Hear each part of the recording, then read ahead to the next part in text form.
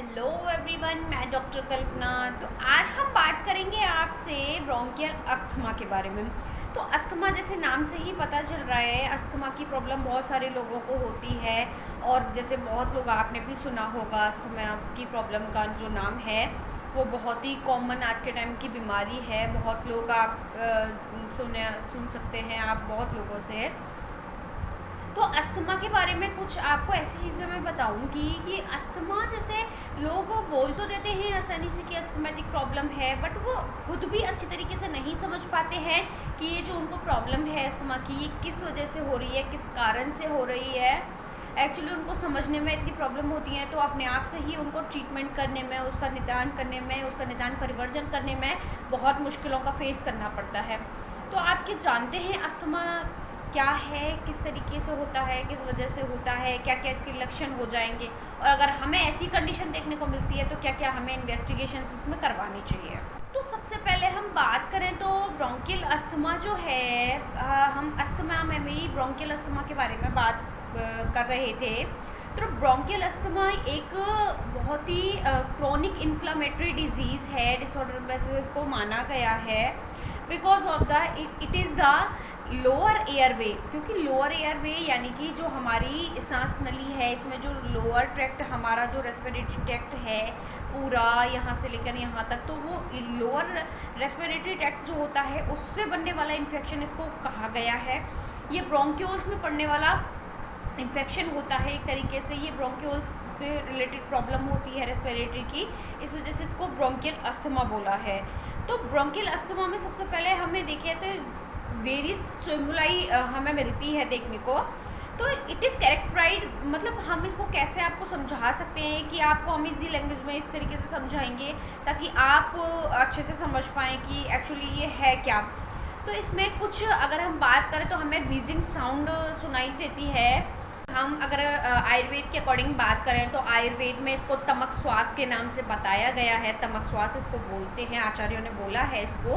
तो इसमें क्या होता है, जब भी प्राणवायु स्रोत जो हमारे होते हैं यानी कि रेस्पिरेटरी ट्रैक्ट, जैसे हमने बताया रेस्पिरेटरी ट्रैक्ट के जो लोअर एयरवे है उसमें वायु की यानी कि प्राणवायु की जो गति होती है वो प्रतिलोम हो जाती है। प्रतिलोम होने की वजह से जो हमारा पूरा जो ग्रीवा है, सिर है, वो उसमें इस तरीके की जकड़ाहट हमें देखने को मिलती है। ये इसके लक्षण हमें मिल जाते हैं।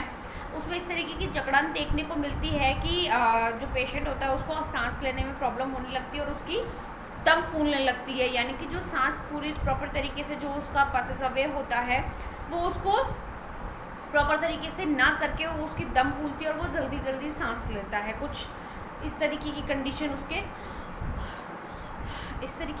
कुछ बनती है।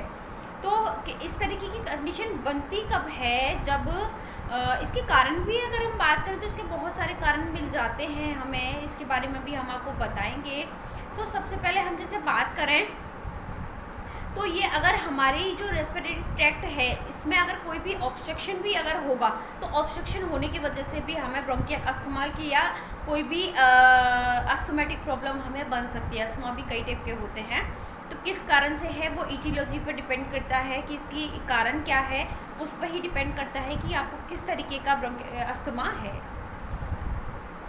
तो जैसे हमने बात करी, हमने आपको बताया, तो इसमें ये कुछ लक्षण देखने को मिलते हैं। अगर हम लक्षणों की बात करें तो इसमें हमें जो हमारा गला होता है यानी कि जो हमारा कंठ होता है, इसमें हमें कुछ अजीब टाइप की आवाज़ आती है। जैसे हम बता दें कि कुछ ऐसा लगता है कि कफ जमा हुआ होता है, उसमें उसकी घुर घुर जैसी आवाज़ हमें महसूस होती है। व्हीजिंग साउंड जैसे हम मॉडर्न साइंस के अकॉर्डिंग बोल रहे थे। तो अगर हम इसको अगर हम लंग्स की बात करें तो हम लंग्स में यानी कि फेफड़ों में भी इसको स्टेथोस्कोप के द्वारा हम इसको साउंड सुन सकते हैं। इसका व्हीजिंग साउंड हमें सुनाई देता है इसमें। और जो सांस की जो गति होती है वो बहुत ही तीव्र हो जाती है, सफोकेट भी होने लगता है, दम घुटने लगती है, कुछ ऐसी तरीके की कंडीशन मिल जाती हैं। आदमी को बोलने में कष्ट होता है, लेटने में, बैठने में वो प्रॉपर तरीके से अपना वर्क नहीं कर पाता है, इस तरीके की कंडीशन बनती है। और अगर हम बात करें तो उसके ये जो पूरा अपना सिर और ग्रीवा पूरा नेक तक का जो पोर्शन होता है उसमें बहुत ही जकड़ाहट होने लगती है। तो कुछ इस तरीके की जो कंडीशंस मिलती हैं हमें देखने को, कहीं ना कहीं हमें ये रेस्पिरेटरी ट्रैक्ट डिसऑर्डर होने का जो है इंडिकेट करती हैं, हमें इंडिकेशन देती हैं। तो अगर कुछ ऐसी अगर आपको सिम्टम मिलते हैं तो उसके लिए कई कारण इसमें हो सकते हैं। तो कारण तो इसका, क्योंकि जो लक्षण होते हैं वो कारण पे ही डिपेंड होते हैं, तो इसके कारण कौन कौन से होते हैं, तो कारण इसके कई सारे कारण इसके हो सकते हैं। तो कारण में जैसे हम बात करें तो कभी कभार हमें देखने को मिलता है कि ये जेनेटिकली भी हमें जो अस्थमा की प्रॉब्लम है वो देखने को मिलती है कि अगर किसी फादर के है तो उसके बच्चे में भी अस्थमा के चांसेस हो सकते हैं। तो ये हेरिडिटरी की कंडीशन में भी ऐसा देखने को मिलता है, आनुवांशिकता में बहुत मात्रा में अस्थमेटिक प्रॉब्लम जो है वो देखी जाती है। साथ ही हम बात करें तो ये एलर्जिन के कारण भी ऐसा हो जाता है कि किसी को किसी भी चीज़ से, धूल मिट्टी से अगर एलर्जी है, किसी भी चीज़ से अगर उनको एलर्जी प्रॉब्लम बनती है तो ये सबसे पहले रेस्पिरेटरी ट्रैक्ट हमारी लंग्स को अफेक्ट करते हैं, उसके कारण भी हमें ऐसी जो कंडीशन है वो देखने को मिलती है। तो अब हम बात करेंगे इसके इन्वेस्टिगेशंस के बारे में कि अगर हमें ऐसे कुछ सिम्टम्स देखने को मिलते हैं तो हम इसमें कौन कौन से इन्वेस्टिगेशंस करा सकते हैं, कैसे हमें पता लग सकता है कि कोई इन्फेक्शन तो नहीं बन रहा है, कफ हमारे जमा है या नहीं है, इस तरीके की कंडीशन हमें बना सकते हैं। फर्दर इसके कॉम्प्लिकेशंस भी बहुत सारे हो सकते हैं, तो इनके बारे में हम बात करेंगे। तो सबसे पहले हम बात करें तो हम इसमें हमें सबसे बेसिक टेस्ट जो हमारा पल्मोनरी फंक्शन टेस्ट पीएफटी जिसे हम बोल देते हैं वो हमें करवाना चाहिए, जिसके कारण हमें पता लग जाता है कि कोई हमारे लंग में यानी कि हमारे फेफड़ों में तो कोई पैथोलॉजी नहीं हो रही है। ये हमें करवाना बहुत ही ज़रूरी हो जाता है। साथ ही हम बात करें तो हम इसमें चेस्ट एक्सरे करवा सकते हैं, जिससे हमें पता लग जाता है कि कोई कफ का जमाव या कोई पानी भरना, कोई फ्लूइड हो जाना, कुछ इस तरीके की पैथोलॉजी तो हमें क्रिएट नहीं हो रही है, तो चेस्ट एक्सरे से पता लग जाता है। साथ ही हमें इसके ब्लड टेस्ट भी करवा लेने चाहिए, उसमें कल्चर वगैरह करवाना चाहिए, हमें सीबीसी करवा लेनी चाहिए, ये सारा इन्फेक्शन का हमें पता लग जाता है, उससे सेडिमेंटेशन रेट पता लग जाती है, इस तरीके की हमें इन्वेस्टिगेशन करवानी चाहिए इसमें। साथ ही हम बात करें तो इसमें हम स्किन एलर्जी टेस्ट भी करवा सकते हैं, जिससे हमें पता लग जाता है कि ये कहीं एलर्जी के कारण तो हमें ये ऐसी कंडीशन नहीं बन रही है।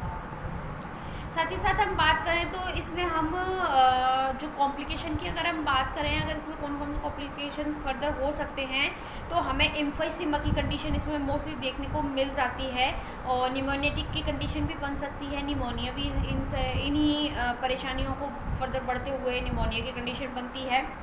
साथ ही हमें इसमें ट्यूबरक्लोसिस यानी कि टीबी की कंडीशन भी देखने को मिलती है, जिसे आचार्यों ने यानी कि आयुर्वेद के अकॉर्डिंग आचार्यों ने जिन्हें बताया है ट्यूबरक्लोसिस जिसे आचार्य ने राजक्षमा का नाम दिया है, उसके कंडीशन भी हमें इसमें मिल सकती है।